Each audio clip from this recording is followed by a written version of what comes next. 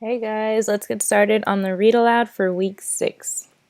Part 3, Summer. You are beautiful no matter what they say. Words can't bring you down. You are beautiful in every single way. Yes, words can't bring you down.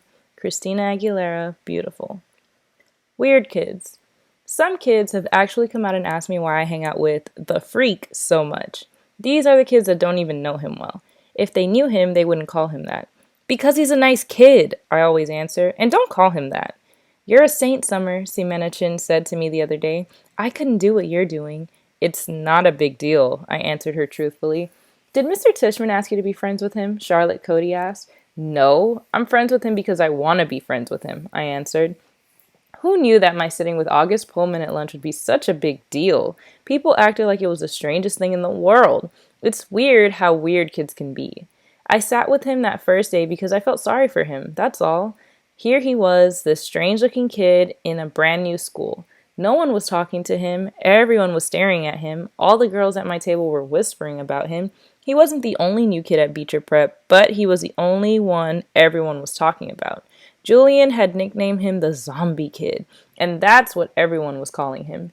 Did you see the Zombie Kid yet? Stuff like that gets around pretty fast, and August knew it. It's hard enough being the new kid even when you have a normal face. Imagine having his face. So I went over and sat with him, not a biggie. I wish people would stop trying to turn it into something major. He's just a kid. The weirdest looking kid I've ever seen, yes, but just a kid. The plague. I do admit August's face takes some getting used to. I've been sitting with him for 2 weeks now, and let's just say he's not the neatest eater in the world. But other than that, he's pretty nice. I should also say that I don't really feel sorry for him anymore. That might have been what made me sit down with him the first time, but it's not why I keep sitting down with him now. I keep sitting down with him because he's fun.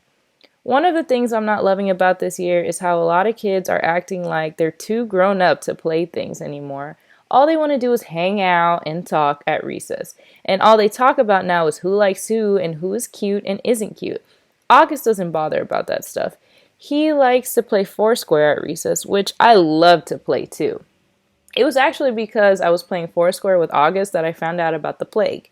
Apparently, this is a game that's been going on since the beginning of the year. Anyone who accidentally touches August has only 30 seconds to wash their hands or find hand sanitizer before they catch the plague.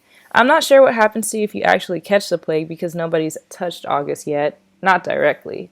How I found out about this is that Maya Markowitz told me that the reason she won't play Foursquare with us at recess is that she doesn't want to catch the plague. I was like, what's the plague? And she told me. I told Maya I thought that was really dumb, and she agreed. But she still wouldn't touch a ball that August had touched, or just touched. Not if she could help it. November.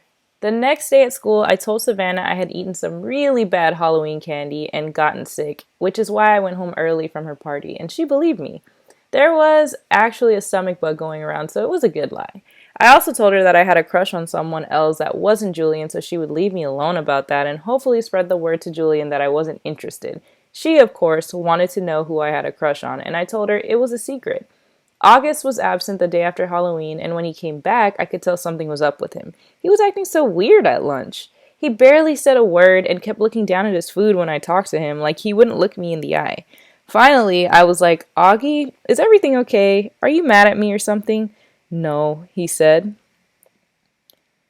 Sorry you weren't feeling well on Halloween. I kept looking for Boba Fett in the hallways. Yeah, I was sick. Did you have that stomach bug? Yeah, I guess. He opened a book and started to read, which was kind of rude. I'm so excited about the Egyptian Museum project, I said. Aren't you? He shook his head, his mouth full of food.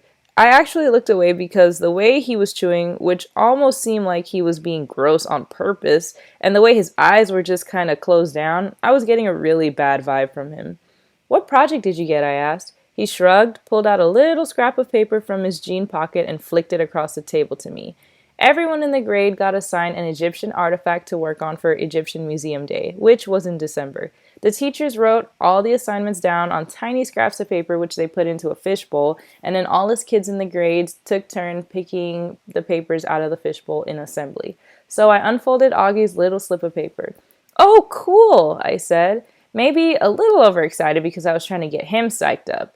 You got the step pyramid of Saqqara. I know, he said. I got Anubis, the god of the afterlife. The one with the dog head? It's actually a jackal head, I corrected him. Hey, you want to start working on your project together after school? You could come over to my house. He put his sandwich down and leaned back in his chair. I can't even describe the look he was giving me. You know, Summer, he said, you don't have to do this. What are you talking about? You don't have to be friends with me. I know Mr. Tishman talked to you. I have no idea what you're talking about. You don't have to pretend, is all I'm saying. I know Mr. Tishman talked to some kids before school started and told them they had to be friends with me. He did not talk to me, August. Yeah, he did. No, he didn't. Yeah, he did. No, he didn't. I swear on my life. I put my hands up in the air so he could see I wasn't crossing my fingers. He immediately looked down at my feet, so I shook off my Uggs so he could see my toes weren't crossed. You're wearing tights, he said accusingly. You can see my toes are flat, I yelled. Okay, you don't have to scream. I don't like being accused of things, okay? Okay, I'm sorry. You should be. He really didn't talk to you? Augie! Okay, I'm really sorry. I would have stayed mad at him longer, but then he told me about something bad that had happened to him on Halloween, and I couldn't stay mad at him anymore. Basically, he heard Jack bad-mouthing him and saying real horrible things behind his back. It kind of explained his attitude, and now I knew why he'd been out sick. Promise you won't tell anyone, he said. I won't, I nodded. Promise you won't ever be mean to me like that again. Promise, he said, and we pinky swore. The Egyptian Tomb. Over the next month, Augie and I hung out a lot after school, either at his house or my house. August's parents even invited Mom and me over for dinner a couple of times. I overheard them talking about fixing Mom up on a blind date with August's Uncle Ben. On the day of the Egyptian Museum exhibit, we were all really excited and kind of giddy. It had snowed the day before, not as much as it had snowed over the Thanksgiving break, but still, snow is snow. The gym was turned into a giant museum with everyone's Egyptian artifacts displayed on a table with a little caption card explaining what the thing was. Most of the artifacts were really great, but I have to say, I really think mine and August were the best. My sculpture of Anubis looked pretty real, and I had even used real gold paint on it. And August had made his step pyramid out of sugar cubes. It was 2 feet high and 2 feet long, and he had spray painted the cubes with this kind of fake sand paint or something. It looked so awesome. We all dressed up in Egyptian costumes. Some of the kids were Indiana Jones type archaeologists. Some of them dressed up like pharaohs. August and I dressed up like mummies. Our faces were covered except for the 2 little holes for the eyes and 1 little hole for the mouth. When the parents showed up, they all lined up in the hallway in front of the gym. Then we were told we could go get our parents. And each kid got to take his or her parent on a flashlight tour through the dark gym. August and I took our moms around together. We stopped at each exhibit explaining what it was, talking in whispers, answering questions. Since it was dark, we used our flashlights to illuminate the artifacts while we were talking. Sometimes, for dramatic effect, we would hold the flashlights under our chins while we were explaining something in detail. It was so much fun, hearing all these whispers in the dark, seeing all the lights zigzagging around the dark room. At one point, I went over to get a drink of water at the water fountain. I had to take the mummy wrap off my face. Hey, Summer, said Jack, who came over to talk to me. He was dressed like the man from The Mummy. Cool costume. Thanks. Is the other mummy August? Yeah. Hey, do you know why August is mad at me? Uh-huh, I nodded. Can you tell me? No, he nodded. He seemed bummed. I told him I wouldn't tell you, I explained. It's so weird, he said. I have no idea why he's mad at me all of a sudden. None.